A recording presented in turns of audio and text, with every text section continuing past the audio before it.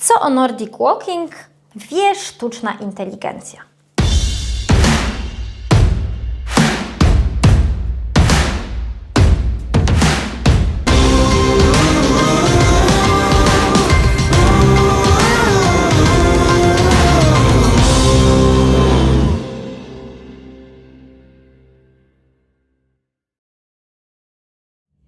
Witajcie kochani, żyjemy w takich czasach, że tak naprawdę z każdej strony słyszymy o sztucznej inteligencji, o czatach GPT, o tym, że pomagają uczniom w szkołach, że mogą niestety zastąpić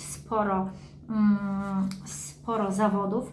No więc tak naprawdę troszkę tak z ciekawości chciałam zobaczyć, jak wygląda wiedza czatu GPT, jeśli chodzi o naszą dziedzinę, czyli Nordic Walking.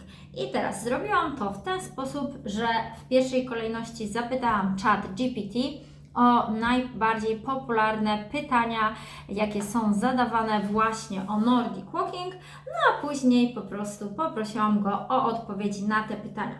Od razu Wam powiem, że część z tych pytań po prostu się troszkę powielały, tak więc je wywaliłam i dodałam też swoje, tak więc żeby było to troszkę ciekawsze. No dobra, coś czuję, że ten odcinek nie będzie krótki, może być dosyć długi, więc wymyślcie sobie, kochani, co można teraz robić, na przykład posprzątać całą kuchnię albo coś innego takiego, żebyście mogli robić dwie rzeczy naraz i sobie po prostu słuchać. No dobra, tak więc pierwsze pytanie, czym w ogóle jest Nordic Walking? I tutaj nasz czat odpowiedział, że jest to forma aktywności fizycznej, która polega na chodzeniu z użyciem specjalnych kijów podobnych do tych stosowanych w narciarstwie biegowym, powiedzmy. Ta technika angażuje nie tylko nogi, ale także górne partie ciała, w tym ramiona, plecy i brzuch, co sprawia, że jest bardziej efektywne niż tradycyjne chodzenie. Nordic Walking jest łatwy do nauczenia, można tak powiedzieć, a jednocześnie bardzo korzystny dla zdrowia, ponieważ poprawia wydolność, wzmacnia mięśnie, poprawia postawę, spala więcej kalorii niż zwykły chód. Jest to również aktywność o niskim wpływie na stawy, chyba że obciąża mało stawy, dlatego jest polecana dla osób w różnym wieku i z różnymi poziomami sprawności fizycznej. 100% się zgadza, więc myślę, że tutaj zaliczone dla czata. Kolejne pytanie, jakie sobie w zasadzie sam zadał czat GPT, jakie korzyści zdrowotne daje Nordic Walking.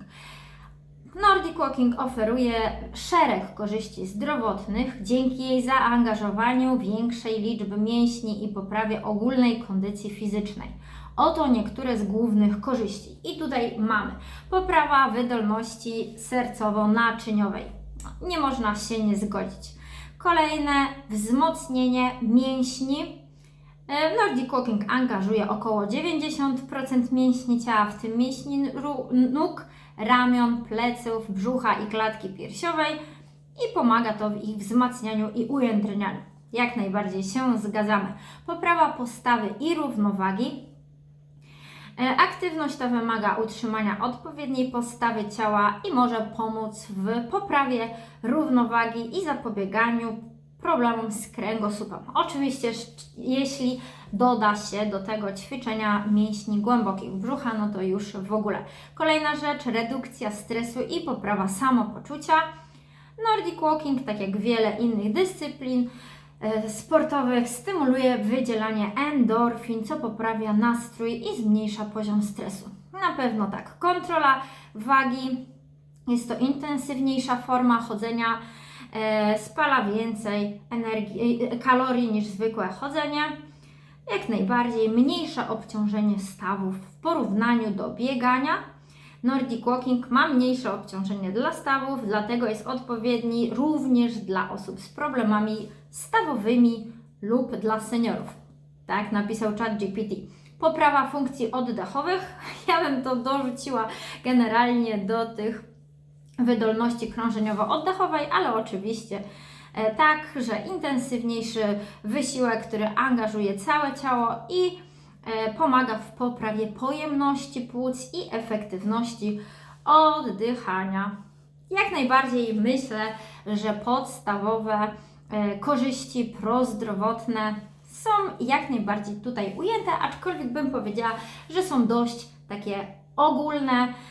Oczywiście miałam kiedyś filmik o wszystkich korzyściach prozdrowotnych, jeśli chcecie, no to jak najbardziej zachęcam. Ok, kolejne pytanie, jakie sobie w zasadzie sam zadał ChatGPT, jakie są podstawowe zasady Nordic Walkingu?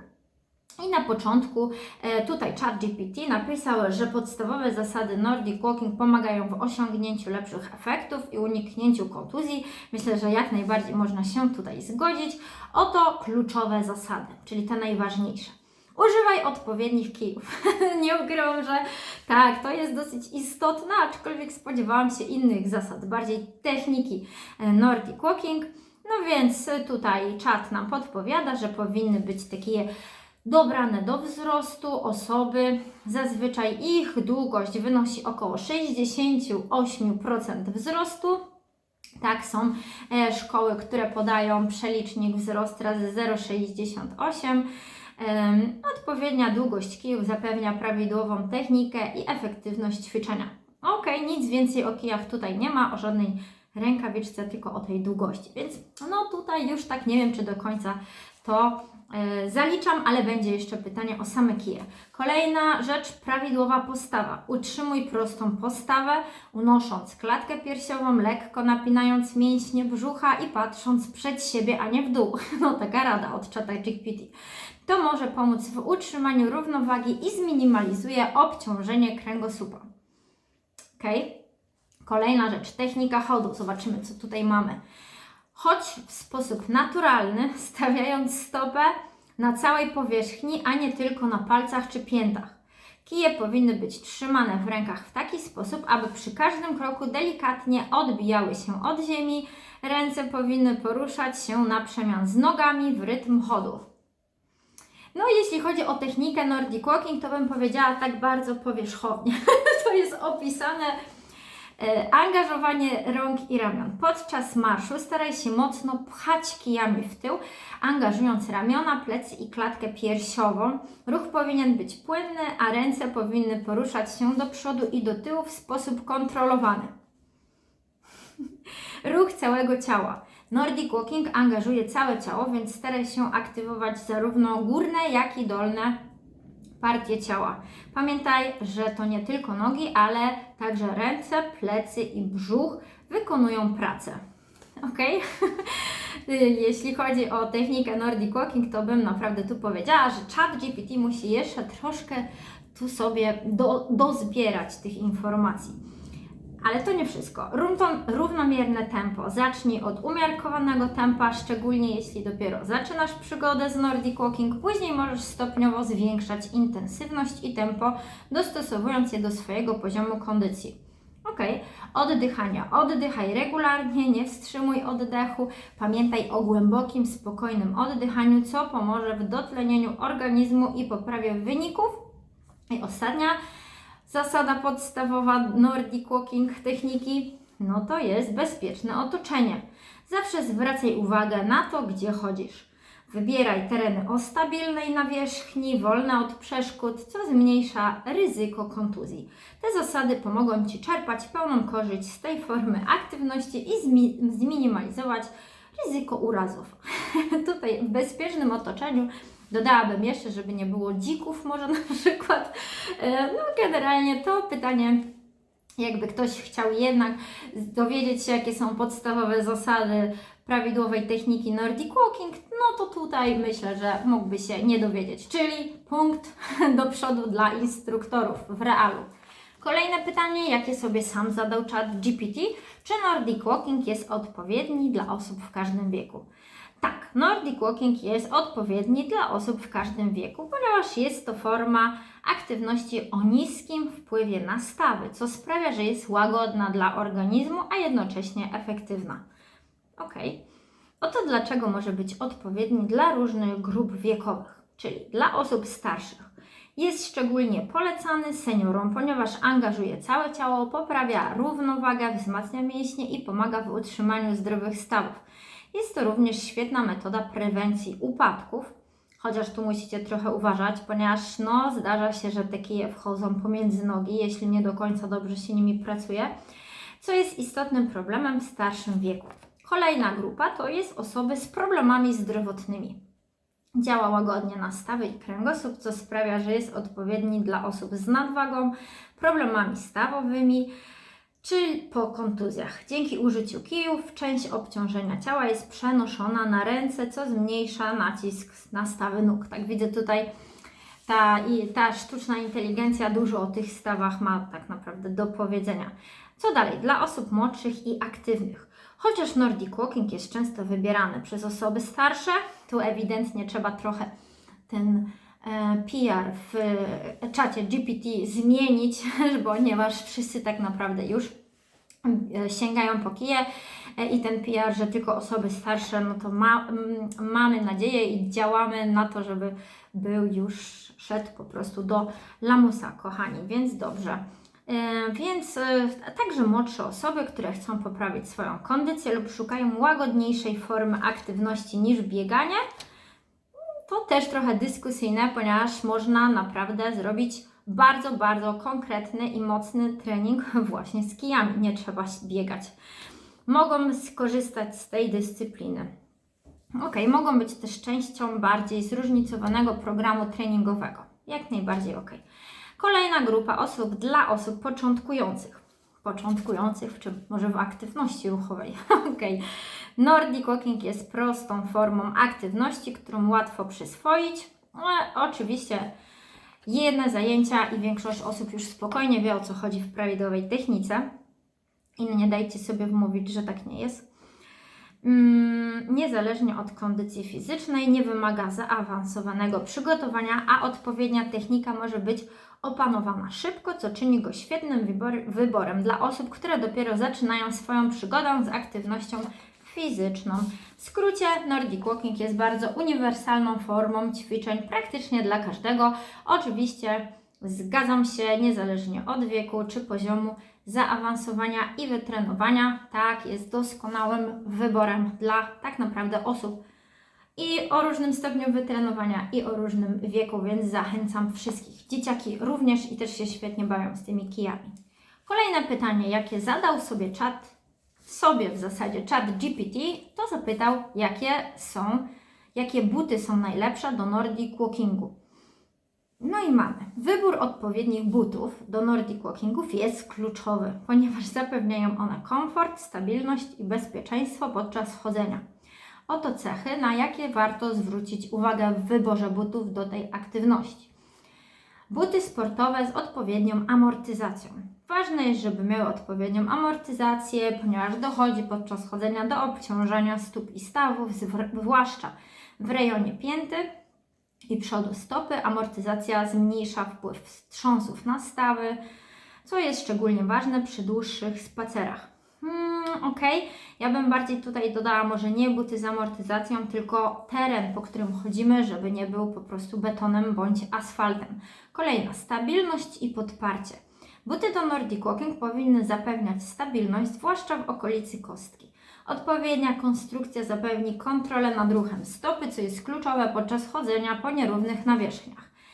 Ja bym się nie zgodziła, ponieważ my powinniśmy ćwiczyć nasze czucie głębokie na różnych powierzchniach i właśnie za bardzo nie stabilizować tej kostki. My powinniśmy bardziej wzmacniać mięśnie, które otaczają nasz staw skokowy, żeby on tak naprawdę był naturalnie chroniony przez nasze stabilizatory czynne, czyli po prostu mięśnie.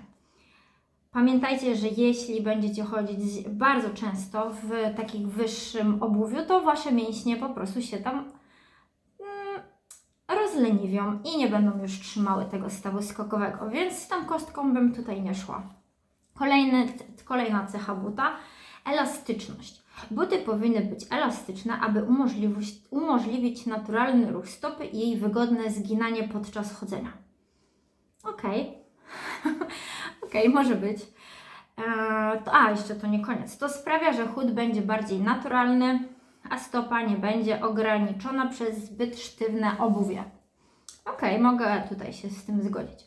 Kolejna rzecz, cholewka wykonana z oddychającego materiału. Ważne jest, by buty miały cholewkę z materiału, który zapewnia dobrą wentylację, np. siateczka, aby stopy nie pociły się zbytnio podczas intensywniejszego wysiłku. I o ile w lecie jest to do zrobienia, no to o tyle jeśli macie buty takie bardziej trekkingowo-hikingowe, które używacie do chodzenia, one są na przykład z membranami i tak dalej, to one i tak tą oddychalność, jeśli są wodoodporne, mają kiepską, dlatego i tak niestety te buty, jeśli macie taką tendencję do pocenia, one będą się pocić i nic na to nie zrobimy. Tak więc ta siateczka to może być głównie w zimie, głównie w lato, głównie latem, a w zimie to raczej siateczki bym nie używała, ponieważ będziecie mieć całe mokre nogi. Po co? Kolejne, dobre dopasowanie. Te buty powinny dobrze pasować do stopy, nie być zbyt ciasne ani zbyt luźne. Zbyt ciasne powodują otarcia, zbyt luźne zwiększają ryzyko kontuzji. Ok, myślę, że można tutaj się zgodzić. Powinny być dopasowane. Pamiętajcie, że jeśli chodzicie w jakichś terenach górzystych, no to te buty muszą być trochę dłuższe, gdzieś tak z pół centymetra, nawet centymetr, ponieważ jak schodzicie z górek, no to ta stopa leci do przodu, więc żebyście nie mieli poobijanych palców, ani pozdzieranych paznokci, albo jakichś poodbijanych, no to fioletowych, no to wtedy lepiej, żeby te buty były jednak trochę dłuższe. Podeszwa z odpowiednią przyczepnością. Powinna zapewniać dobrą przyczepność, szczególnie jeśli chodzisz po różnych nawierzchniach, takich jak trawa, piasek czy śliska nawierzchnia. Ok. Lekkie buty. Buty do Nordic Walkingu powinny być lekkie, co ułatwia szybkie i długotrwałe chodzenie. Ciężkie buty mogą zmęczyć stopy i ograniczyć komfort. Najlepsze buty do Nordic Walkingu to lekkie, elastyczne buty sportowe z dobrą amortyzacją, stabilizacją i oddychającą cholewką. Powinny zapewniać komfort przez długi czas, nawet przy dłuższych wędrówkach. No bym powiedziała, że generalnie jakąkolwiek aktywność byśmy tutaj nie włożyli zamiast Nordic Walking, to wszystkie buty do jakiejkolwiek aktywności takie właśnie powinny być. Tak więc myślę, żadnych tutaj rewelacji, ale też od razu przy tym pytaniu Wam powiem, że dokładnie tak, nie ma czegoś takiego jak specjalne buty do Nordic Walkingu. I jeśli coś takiego znajdziecie, a wiem, że jest, no to jest po prostu marketing, więc nie dajcie się tak naprawdę w to wciągnąć, ok? Czyli jak są dla Was wygodne buty do chodzenia zwykłego w lesie, to one na pewno też się pięknie sprawdzą przy Nordic Walking. Dobra, buty mamy, no to kolejne pytanie, jakie kije są odpowiednie do Nordic Walking? I tutaj ChatGPT pisze: wybór odpowiednich kijów do Nordic Walkingu jest bardzo ważny, ponieważ mają one kluczowy wpływ na efektywność ćwiczeń i komfort chodzenia. Oto cechy, na które warto zwrócić uwagę przy wyborze kijów do tej aktywności. Pierwsza rzecz, długość kijów. Długość kijów jest jednym z najważniejszych czynników, wpływa na komfort i efektywność. Ok, standardowa zasada 68%, bla bla bla. Ok, można również je regulować, co jest wygodne, gdy będziesz używać je w różnych warunkach lub dla różnych osób. Ok, ważna jest długość kija. Materiał. Kije do Nordic Walking są zwykle wykonane z lekkich, ale wytrzymałych materiałów. Najczęściej są to aluminium, jest tańsze, ale nieco cięższe, co może być mniej komfortowe podczas dłuższego chodzenia. Dodałabym również, że aluminium też często, może nie często, ale się wygina po prostu i już tak zostaje. Aluminium jak się wygnie, to już się nie odegnie. Natomiast włókno węglowe, o którym tu już również też jest lżejsze i bardziej wytrzymałe, choć droższe. Kije wykonane z włókna węglowego są bardziej elastyczne, co pomaga w lepszym odbiciu, a także reguluje wibracje, zapewniając większy komfort podczas chodzenia. I się też nie wyginają, aczkolwiek jak za bardzo je wygniecie, to się złamią. Rękojeść. Powinny być ergonomiczne, aby zapewniały komfort podczas chwytania kijów. Wykonane są najczęściej z gumy, która zapewnia dobrą przyczepność, ale może się szybko zużywać. Korku, naturalny materiał, który jest lekki, dobrze absorbuje pot i zapewnia dobrą przyczepność, ale może być mniej trwały. I pianki, która dobrze pochłania pot, ale może być mniej wytrzymana niż inne materiały. To jest prawda. Najbardziej wytrzymała jest jednak ta guma. Kolejna rzecz. System mocowania ręki. Tu jestem tego bardzo ciekawa. Dobre kije do Nordic Walking mają specjalny system mocowania ręki, który pozwala na komfortowe trzymanie kijów bez ryzyka ich wyślizgiwania się. Popularne rozwiązania to paski, rękawice. Regulowane paski, które pozwalają na pewne trzymanie kijów i skutecznie przenoszenie siły podczas odbicia. Są to bardziej profesjonalne kije. Systemy bez pasków mogą być wygodne, szczególnie w przypadku osób, które nie chcą używać rękawiczek, ale mniej efektywne w przenoszeniu siły podczas chodzenia. Nie znam kijów do Nordic Walkingu, które nie mają specjalnego systemu pasków, dlatego tu od razu mówię czatu GPT, absolutnie nie. Wszystkie kije do Nordic Walkingu muszą mieć specjalne paski po to, żeby dłoń trzymała się blisko kija i nie ma tutaj żadnych odstępstw, ani pół rękawiczek, ani w ogóle bez żadnych rękawiczek, bo po prostu nie zrobicie tej prawidłowej techniki. To równie dobrze można sobie wziąć kije z lasu i po co w ogóle kupować kije Nordic Walking bez takiego systemu pasków, dlatego absolutnie nie zgadzam się tutaj z tym czatem GPT. Okej. A, jeszcze Wam powiem, bo już tutaj widzę, że będzie o czymś innym, że już jakiś czas temu wpisałam, żeby po prostu chat GPT narysował mi po prostu rękawiczkę do kijów do Nordic Walking, to Wam powiem, że były z tego naprawdę niezłe jaja. Zresztą jak chcecie, to sami sobie to sprawdźcie, ale naprawdę gwarantuję Wam, że żadne strony dla dorosłych by się nie powstydziły takiej kombinacji pasków do mocowania. Tak więc sami już możecie sobie wymyśleć, ale w żaden sposób nie dałoby rady raczej z tym chodzić prawidłową techniką, więc myślę, że tutaj chat GPT ma jeszcze troszkę do nadrobienia. Kolejna rzecz, o której tutaj pisze nasza sztuczna inteligencja, talerzyki bądź koszyczki. Kije do Nordic Walking wyposażone są w talerzyki, które zapobiegają zapadaniu się kijów w miękkim gruncie, piasku lub śniegu. Mogą być wymieniane w zależności od terenu. Wybierając kije, upewnij się, że mają one odpowiedni talerzyk do różnych warunków. Serio? Chyba kije do trekkingu, to jasne. Ale kije do Nordic Walkingu raczej się nie zapadają i tu się w ogóle z tym nie stresujcie. Żeby były do różnych warunków. Raczej one są po prostu takie malutkie i standardowe i nigdzie się raczej nie zapadają. Ok, waga kijów. Lekkie kije są bardziej komfortowe, szczególnie podczas dłuższych marszów. Zbyt ciężkie kije mogą powodować zmęczenie rąk i ograniczać naturalny ruch. Okej, może tak być, ale zbyt lekkie kije też na przykład powiewają w czasie wiatru, jak idziecie po plaży, więc tutaj to też nie do końca jest taki mega duży plus. Regulacja długości. Kije z regulowaną długością są wygodne, ponieważ pozwalają na dostosowanie długości do różnych warunków lub osób. Są idealne dla osób, które często używają kijów w różnych sytuacjach lub w rodzinach, gdzie różne osoby mogą ich używać. Nie zachęcałabym Was do kupowania regulowanych kijów, jeśli to mają być głównie Wasze kije, ponieważ ten system po pierwsze trochę to zwiększa jednak nawet dosyć mocno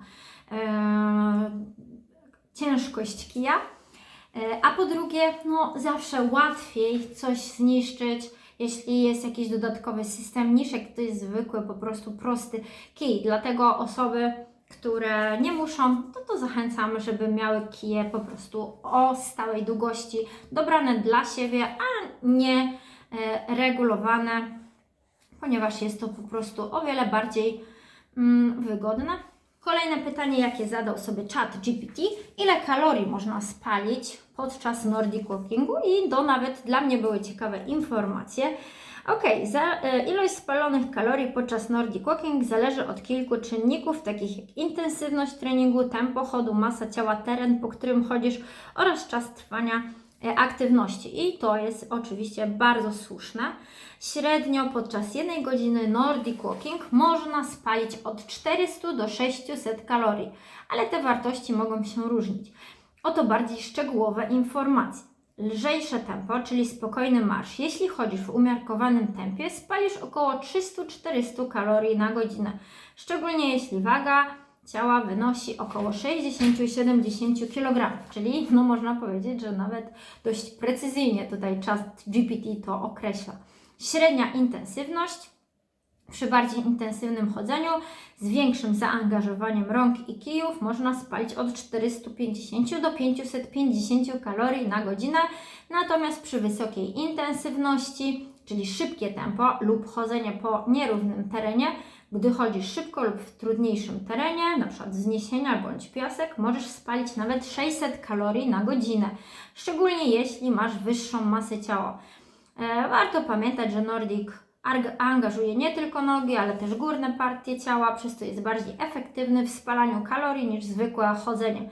Intensywniejsze treningi, takie jak chodzenie po wzniesieniach lub szybkim tempie, przyspieszają metabolizm i pozwalają na szybsze osiągnięcie wyników w zakresie redukcji wagi i poprawy kondycji.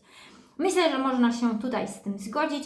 Nie wiem, czy konkretnie te wartości są podane odpowiednio, ponieważ nigdy nie ukrywam, że tego nie sprawdzałam. Pamiętajcie, że kalorie z tkanki tłuszczowej dopiero zaczynają się spalać po około półgodzinnym marszu. No i tak to wygląda, ale myślę, że spokojnie sporo kalorii można spalić, szczególnie jeśli idziecie właśnie w tym mocnym tempie. Prowadzi nas to do kolejnego pytania, jak długo i jak często powinno się uprawiać Nordic Walking, aby zobaczyć efekty. Pamiętajcie, że to jest pytanie od ChatGPT, więc nie wiem, jakie efekty zaraz się okaże. Aby zobaczyć efekty, ważna jest regularność i odpowiednia intensywność treningów, prawda? Oto kilka wskazówek dotyczących długości i częstotliwości treningów. Częstotliwość od 3 do 4 razy w tygodniu, aby uzyskać zauważalne efekty w redukcji wagi, poprawie kondycji czy ogólnej sprawności. Najlepiej uprawiać Nordic Walking od 3 do 4 razy w tygodniu. Ok. Regularność pozwala na systematyczne spalanie kalorii i angażowanie mięśni, co przekłada się na postępy. Jeśli dopiero zaczynasz, możesz zacząć od 2-3 sesji w tygodniu i stopniowo zwiększać częstotliwość w miarę poprawy kondycji. Długość treningu od 30 do 60 minut, optymalna długość jednej sesji to od 30 do 60 minut. Jeśli celem jest utrata wagi, warto skupić się na treningach trwających co najmniej 45 minut, ponieważ po około 30 minutach organizm zaczyna efektywnie spalać tłuszcz. O tym mówiliśmy przy okazji poprzedniego pytania. Więc nie mogę się nie zgodzić. Początkowo, jeśli dopiero zaczynasz, możesz zacząć od krótszych treningów, na przykład 20-30 minut, stopniowo wydłużając czas, w miarę przyzwyczajania się do aktywności.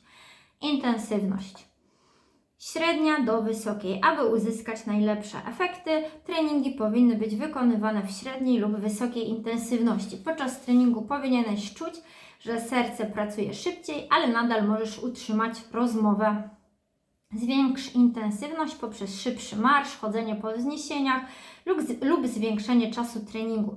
Kolejna rzecz, zmienność tempa, czyli interwały. Możesz także zmieniać tempo w trakcie treningu, na przykład szybkie marsze przeplatane z wolniejszymi, co pozwoli na zwiększenie efektywności spalania kalorii. Stopniowe zwiększanie intensywności. Z czasem, kiedy Twoja kondycja fizyczna poprawia się, warto zwiększać intensywność treningu, zarówno przez wydłużenie czasu, jak i zwiększenie tempa marszu. Możesz także eksperymentować z trudniejszymi nawierzchniami, jak trawa, piasek lub wzniesieniami, co angażuje więcej mięśni i spala więcej kalorii. Ok, pierwsze efekty. Przy regularnym uprawianiu Nordic Walking efekty zaczynają być widoczne już po kilku tygodniach, zazwyczaj po 3-4. Możesz zauważyć poprawę kondycji, lepszą wydolność oraz nieco szybsze tempo chodu. Długoterminowe efekty, jeśli celem jest redukcja wagi, pierwsze zmiany w wyglądzie i masie ciała mogą pojawić się po 6-8 tygodniach, zwłaszcza gdy połączysz treningi z odpowiednią dietą. Podsumowania, aby zobaczyć efekty w postaci poprawy kondycji, zdrowia i redukcji wagi, warto ćwiczyć 3-4 razy w tygodniu przez 30-60 minut. Kluczowa jest regularność i stopniowe zwiększanie intensywności treningów. Efekty powinny być zauważalne po kilku tygodniach i regularnej praktyki, a długoterminowe zmiany w wadze i kondycji mogą pojawić się po około 2 miesiącach. Jak widzicie, ChatGPT jest tutaj dosyć taki zdecydowany i pewny. Myślę, że tak, jak najbardziej. Ja bym mogła tutaj, kochani, dodać od siebie, żebyście się nie fiksowali tylko na jednym rodzaju treningu, żebyście mieszali treningi, ponieważ w każdym z treningów, czyli Nordic Walking to jest bardziej taki kondycyjno-wydolnościowy trening, ale zachęcam Was również, żeby dodać trening siłowy, czyli wzmacniający nasze mięśnie, ponieważ mięśnie po 25 roku życia niestety już tylko zanikają, się nie budują same, więc musimy sami o nie zadbać. I dołóżcie również sobie też takie mobilizacyjne ćwiczenia, spokojniejsze na właśnie poprawę zakresu ruchu w stawach, na prawidłowe rozciągnięcie właśnie tych mięśni, ponieważ one najbardziej Wam się przydadzą. Tak więc nie zatrzymywałabym się, że 3-4 razy w tygodniu tylko Nordic Walking, ale po prostu bardziej kompleksowy rozwój naszego całego organizmu. Kolejne pytanie, jakie sam sobie zadał ChatGPT, a które w zasadzie mnie nawet trochę zdziwiło i zachwyciło, ponieważ myślę, że to jest bardzo dobre pytanie i sporo osób oczekuje na nie odpowiedzi, to jest, jakie mięśnie angażuje Nordic Walking. No więc, angażuje niemal wszystkie mięśnie ciała, co czyni go wyjątkową, efektywną formą aktywności. Dzięki użyciu kijów ta forma chodzenia angażuje nie tylko nogi, ale również górne partie ciała. No to wiemy. Oto szczegółowe mięśnie, które pracują przy Nordic Walking. Mięśnie nóg. Czworogłowe uda, czyli quadricepsy, są odpowiedzialne za prostowanie nóg podczas chodzenia, szczególnie podczas odbicia od podłoża. Oczywiście. Dwugłowe uda, czyli tak zwane hamstringi, odpowiadają za zginanie nóg w stawach kolanowych. No, czyli jak chodzimy, no to siłą rzeczy. Mięśnie łydek, czyli gastrocnemius i soleus. Muszę Wam powiedzieć, że przypominają mi się nasze studia fizjoterapeutyczne, bo tam też wszystkie nazwy mięśni mieliśmy po łacinie. Pracują przy każdym kroku, pomagając w unoszeniu pięt i stabilizacji stóp. Okay.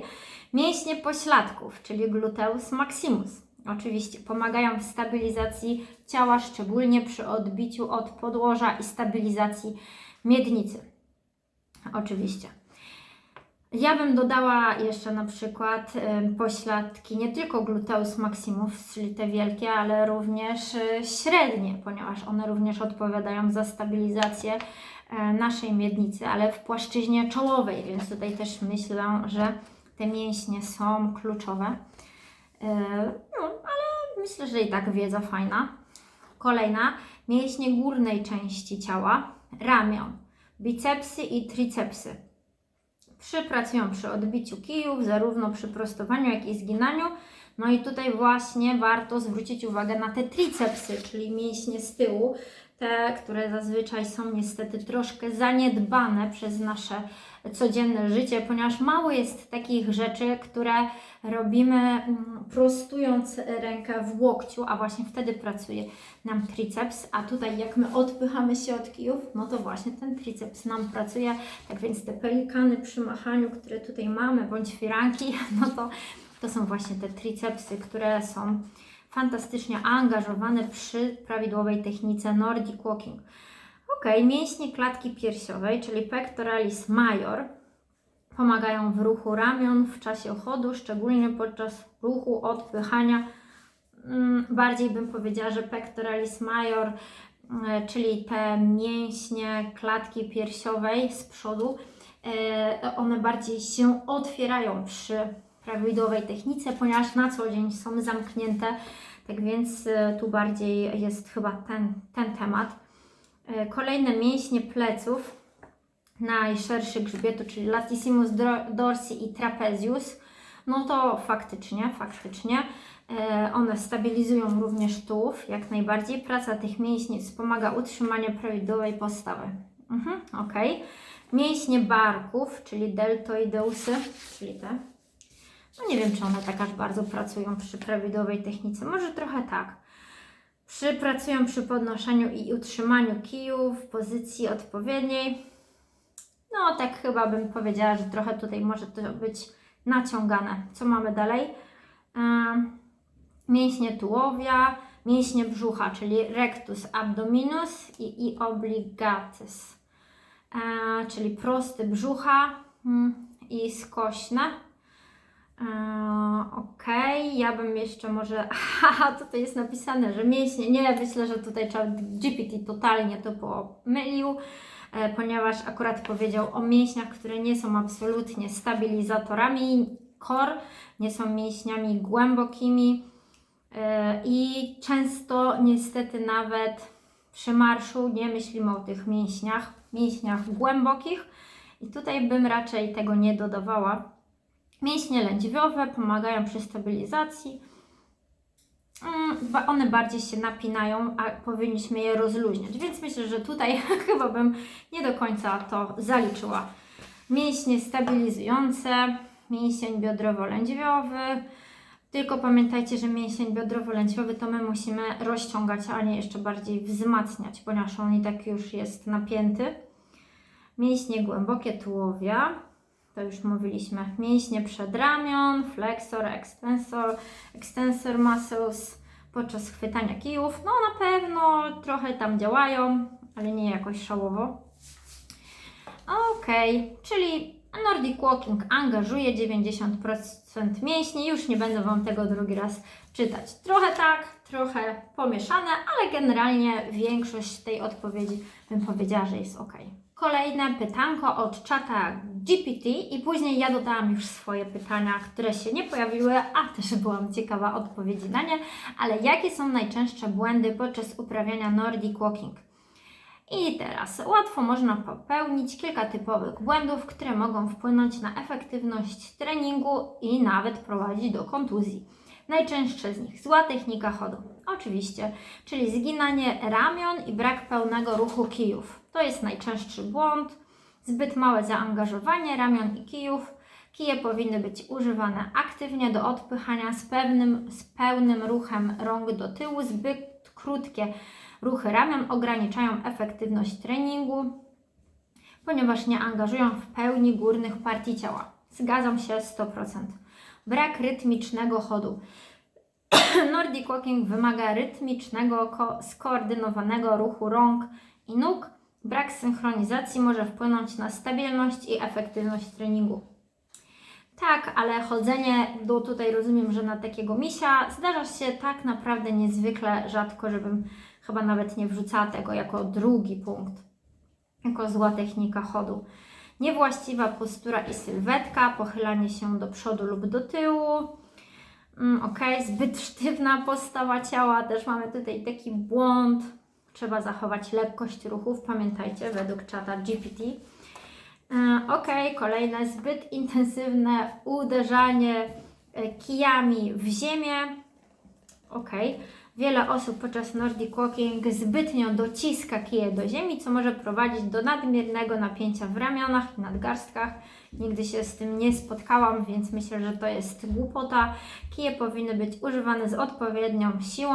Raczej się spotkaliśmy z tym, że właśnie niektórzy nie wiedzą, do czego te kije służą i w ogóle się od nich nie odpychają, ale te osoby, które zbyt mocno naciskają, to raczej się nie zdarzyło.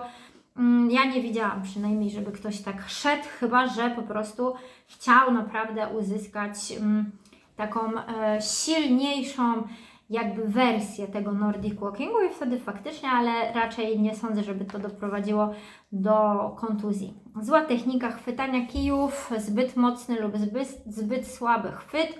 Zbyt mocny raczej nie jest błędem, raczej zbyt słaby, ponieważ wtedy faktycznie kije mogą latać i mogą na przykład Wam wejść pod nogi, co może oczywiście spowodować, że się przewrócicie.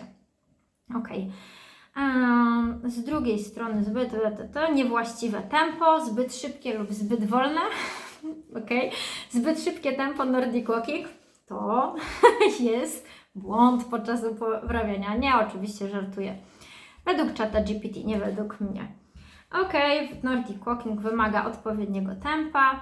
Pamiętajcie też, że każde tempo silne jest Waszym tempem i to nie jest błąd, że idziecie za wolno, no tym bardziej, że idziecie za szybko, jeśli technika jest odpowiednia. Kolejny błąd, źle dobrane kije, zbyt długie lub zbyt krótkie. Ok, oczywiście o tym już mówiliśmy. Brak odpowiedniego obuwia, czyli niewłaściwe buty. No okej, można by tutaj dyskutować, ale już o butach mówiliśmy.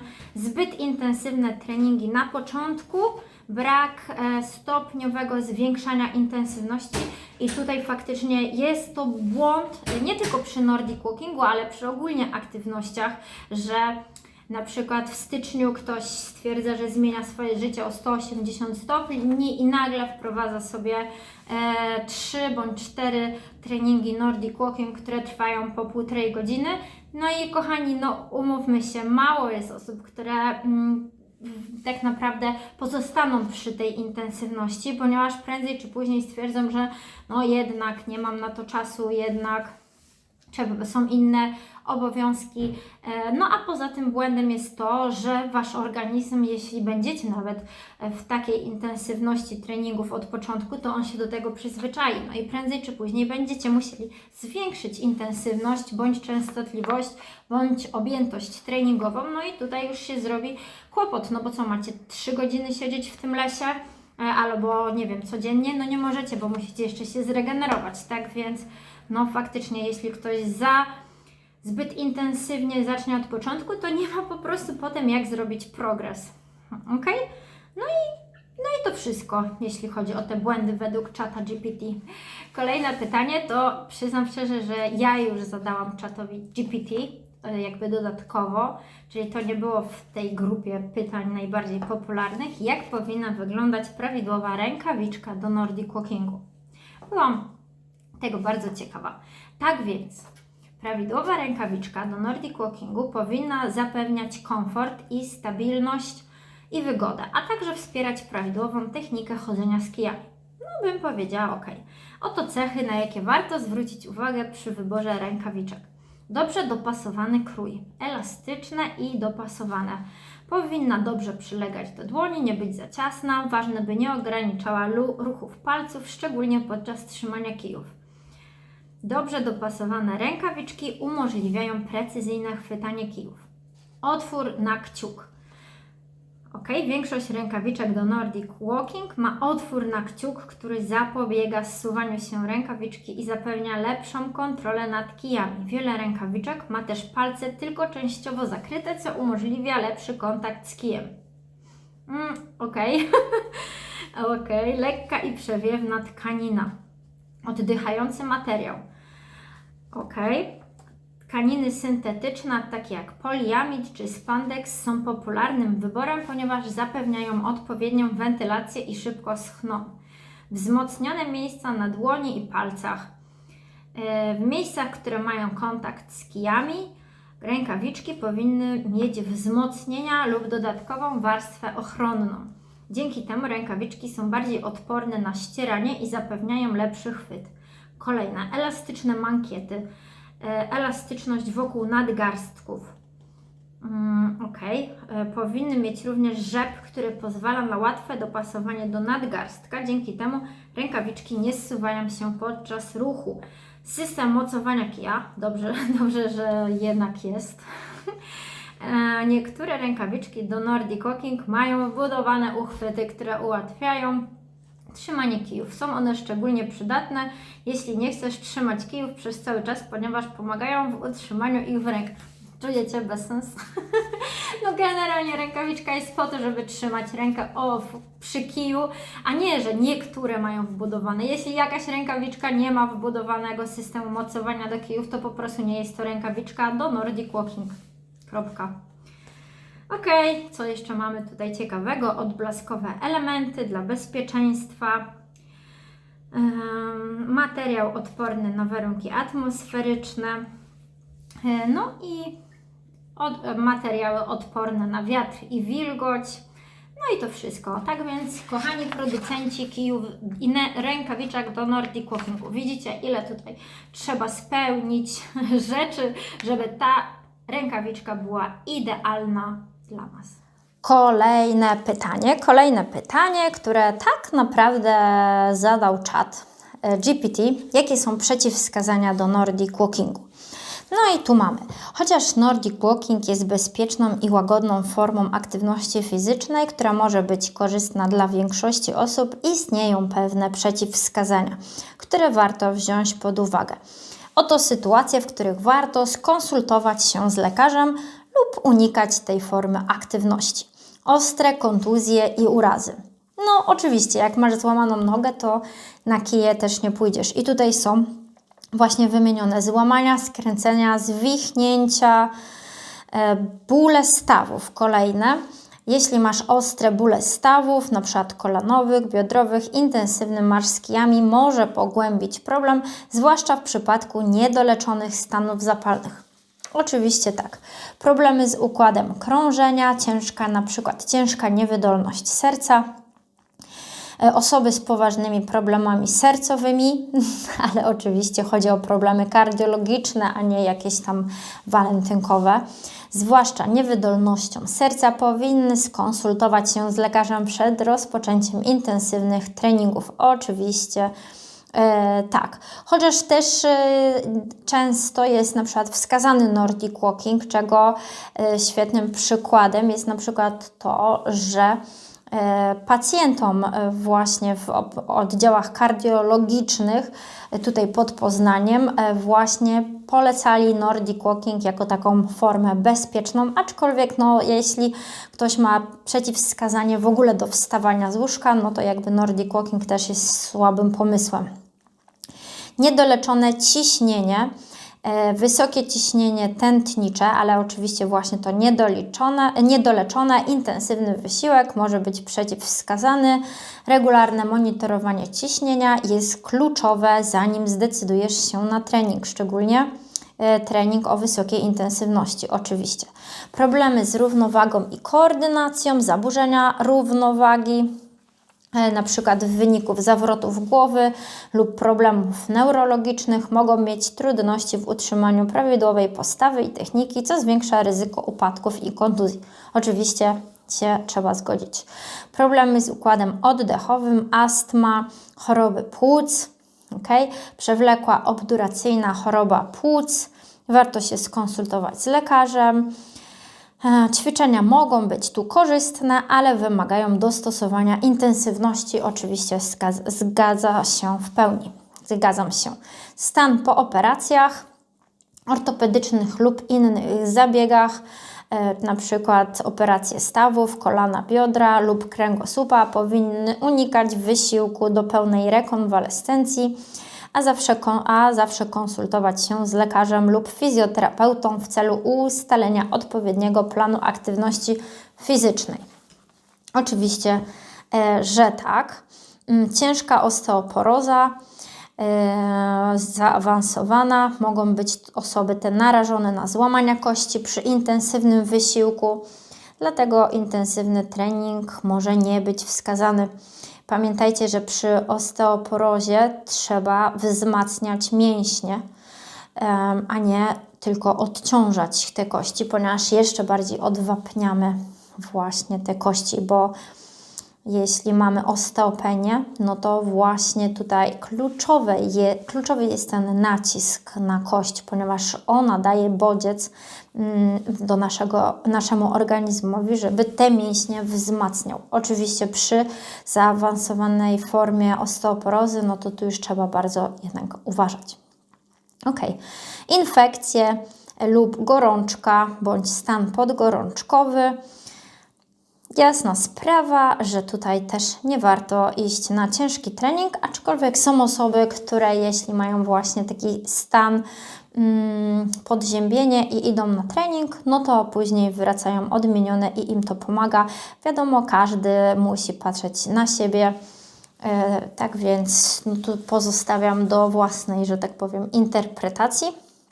Cukrzyca typu 1 lub 2 w fazie zaawansowanej. Osoby z cukrzycą, zwłaszcza w zaawansowanym stadium, mogą potrzebować dostosowania aktywności do swoich potrzeb. Przed rozpoczęciem warto skonsultować się z lekarzem, bla, bla, bla. Oczywiście ja bym raczej osobom z cukrzycą zalecała chodzenie z kijami, oczywiście nie w bardzo intensywnej formie, ale jednak pamiętajcie, że ruch tutaj też jest kluczową sprawą do tak naprawdę zmniejszenia objawów tego, nie? Bo tam są jednak te sprawy z insuliną. Pamiętajcie, że insulinę, cukier zbija również aktywność fizyczna. Tak więc to też jest, aktywność fizyczna w cukrzycy też jest istotną sprawą. No i ogólnie tyle tutaj jest tych rzeczy. No i jak najbardziej bym się z tym wszystkim tutaj zgodziła. Kolejne pytanko, już w zasadzie nie wiem które, ale przyznam szczerze, że dodane ode mnie. Gdzie znaleźć informacje o zawodach Nordic Walking? I tutaj mamy odpowiedź od czata GPT. Informacje o zawodach Nordic Walking można znaleźć w kilku miejscach, zarówno online, jak i offline. Oto kilka źródeł, gdzie warto szukać takich informacji. Strony internetowe organizatorów zawodów.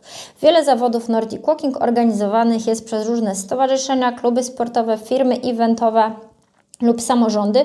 Ich strony internetowe i profile na portalach społecznościowych Facebook, Instagram często zawierają szczegółowe informacje na temat nadchodzących imprez, zapisów i regulaminów. Wszystko się zgadza. Przykłady. Polska Liga Nordic Walking.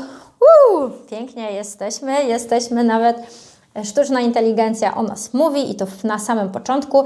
Niestety trochę tutaj jest potem pewna nieścisłość, ponieważ podaję www.nordicwalking.pl. Nie ma takiej strony, nie ma jeszcze osoby, która jest na tej stronie. Chcieliśmy ją kupić, ale jest zbyt droga. Tak więc jest nordicwalkingpoland.pl i to jest oczywiście nasza strona. Oferuje kalendarz zawodów w Polsce. Zawody Nordic Walking organizowane przez różne regionalne kluby sportowe, które mogą mieć własne strony internetowe. Ok, jesteśmy tylko jako liga, więc jest dobrze. Dobrze, co dalej? Portale sportowe i bazy danych wydarzeń. Są specjalistyczne strony, które zbierają informacje o różnych wydarzeniach, w tym Nordic Walking, na przykład bieganie.pl. Nie wiem, czy jest taka strona, być może jest, ale nordicwalking.pl nie ma. Chociaż skupia się głównie na bieganiu, często również publikuje informacje o zawodach Nordic Walking w Polsce. eventim.pl lub znajdziesz.pl. Nie znam ogólnopolskie portale z kalendarzem wydarzeń sportowych, które mogą zawierać informacje o Nordic Walking. Nie wiem, muszę sprawdzić, czy w ogóle są takie strony, bo jak widać, troszkę sztuczna inteligencja tutaj wymyśla sobie. Media społecznościowe. Wiele zawodów Nordic Walking ma swoje strony na Facebooku lub profile na Instagramie, gdzie organizatorzy publikują aktualności o imprezach, zapisach, szczegółowych regulaminach. Możesz dołączyć do grup lub śledzić strony lub być na bieżąco. Grupy facebookowe. Tutaj szukaj grupy związane z Nordic Walking w Twoim regionie. Często są tam ogłaszane lokalne wydarzenia i zawody. Ok. Regionalne kluby i stowarzyszenia sportowe lub organizacje charytatywne organizujące wydarzenia związane z aktywnością często oferują informacje o zawodach na swoich stronach. Zawody międzynarodowe. Jeśli interesują Cię zawody międzynarodowe, sprawdź takie strony jak ONWF lub INWA. I tak, wszystko się zgadza, ale sprawdzajcie ONWF, czyli nasze. Międzynarodowa organizacja zajmująca się Nordic Walking, która często organizuje zawody lub współpracuje z innymi organizacjami organizującymi imprezy na całym świecie.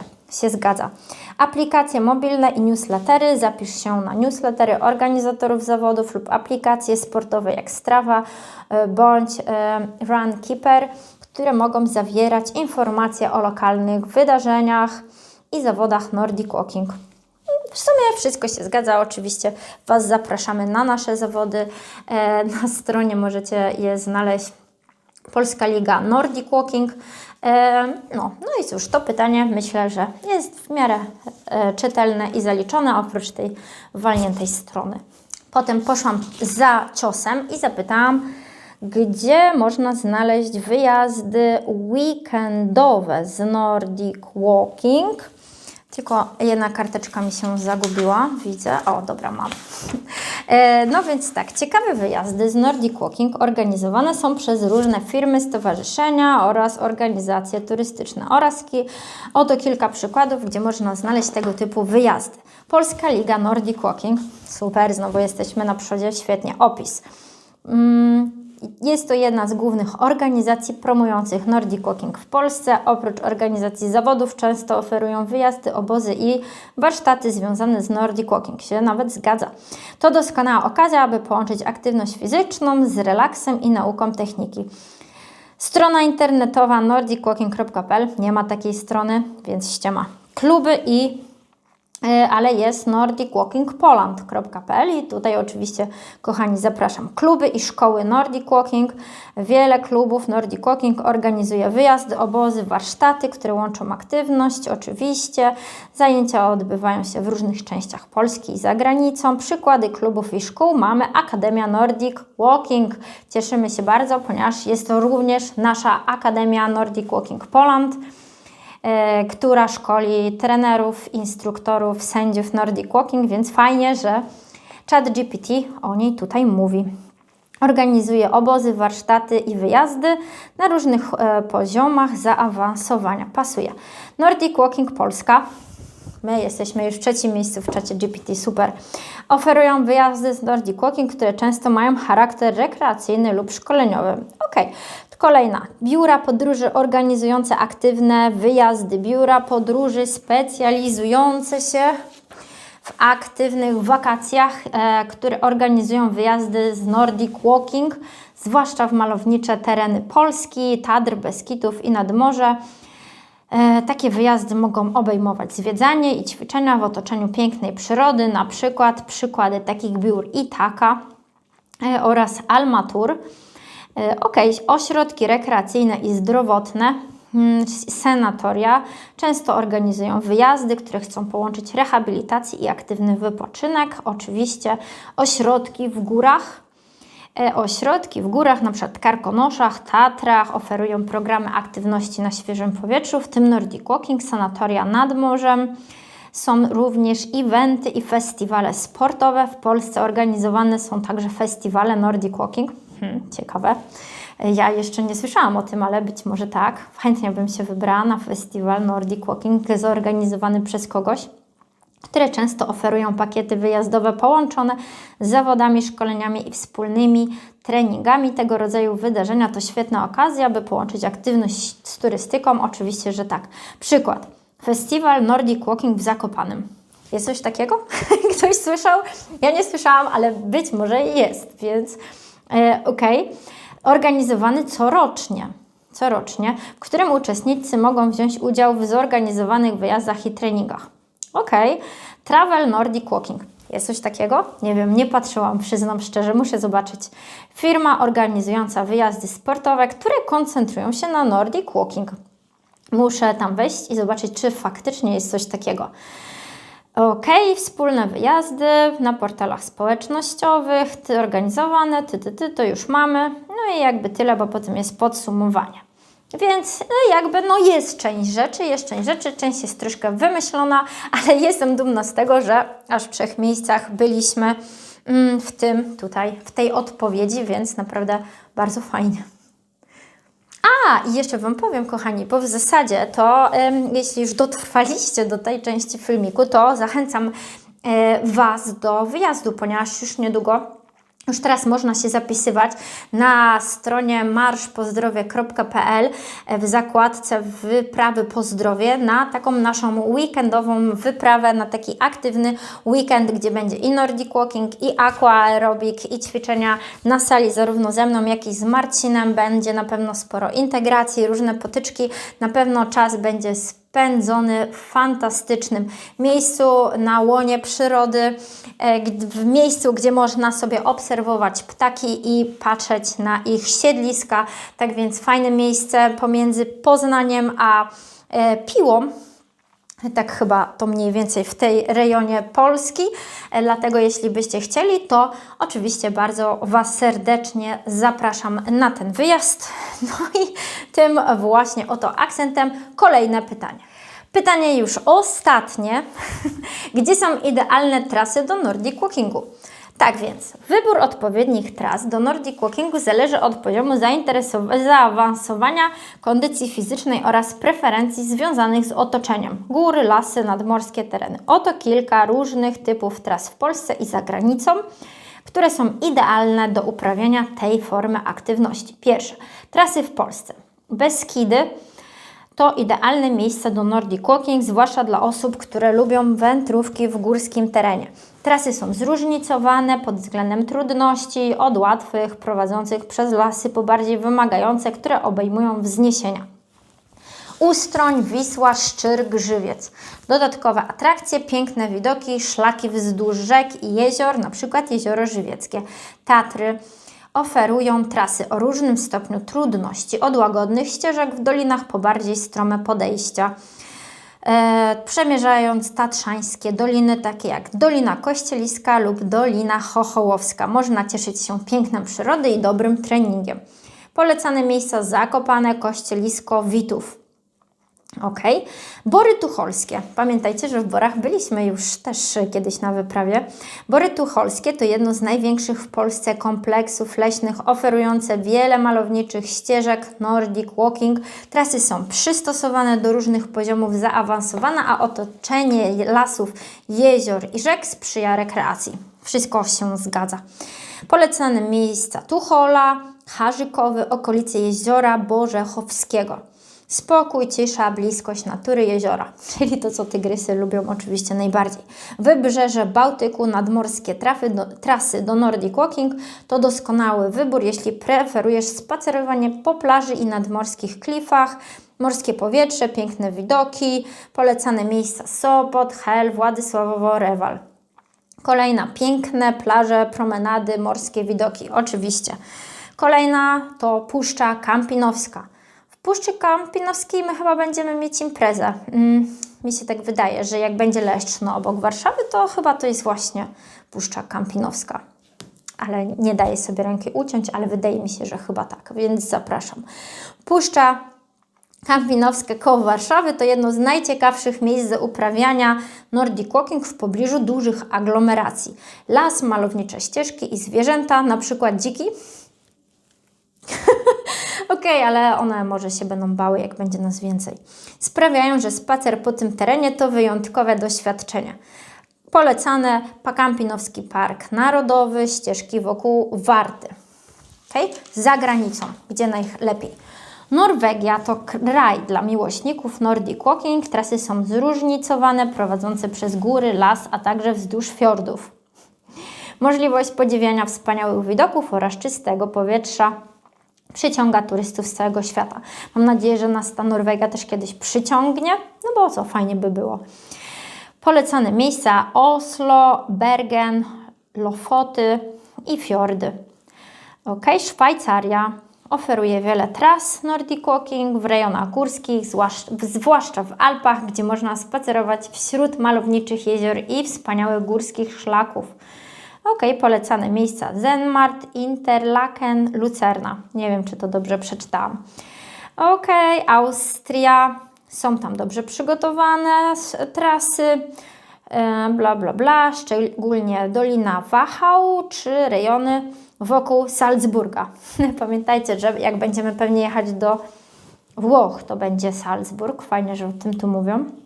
Ok, może faktycznie zamiast miasta to sobie zwiedzimy jakąś trasę. Nie myślałam o tym, ale jak sam ChatGPT to poleca. Ok, czyli Salzburg, Dolina Wachau, Tyrol.